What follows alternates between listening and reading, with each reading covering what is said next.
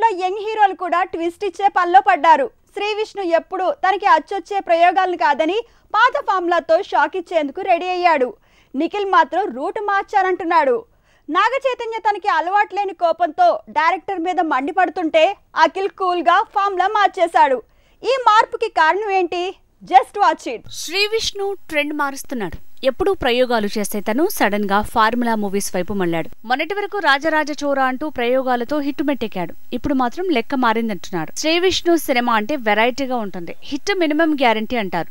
అలాంటి తను కూడా మాస్ ఇమేజ్ కోసం, కొత్త మార్కెట్ కోసం అల్లూరి అంటూ పోలీస్ రోల్లు ఫార్ములా రూట్ కే గేట్ తీశాడు. నిఖిల్ మాత్రం ఎప్పటిలాగే తనకు కలిసొచ్చిన ఎక్స్పెరిమెంటల్ రూట్ లోనే వెళ్తున్నాడు. కార్తికేయ 2తో దండెత్తేందుకు రెడీ అయ్యాడు. ఈ నెల 22కి ప్లాన్ చేసిన కార్తికేయ 2 మూవీ విడుదలని వచ్చే నెలకి వాయిదా వేస్తోందట film team. Swamy Ra Ra sequel Swamy Ra Ra 2కి కూడా నిఖిల్ సై అన్నాడు. ఇక కరోనా వల్ల కరిగిపోయిన 2 ఏళ్ల గ్యాప్ ని ఇలా కలిసొచ్చిన హిట్ మూవీస్ సీక్వెల్ తో ఫిల్ చేయబోతున్నాడు. Naga Chaitanya thank you movie release కి రెడీ అయింది. వెంకట ప్రభుతో కొత్త సినిమా షురూ కాబోతోంది. కానీ పరశురామ్ మూవీని చై పక్కన పెట్టాడు అని తెలుస్తోంది.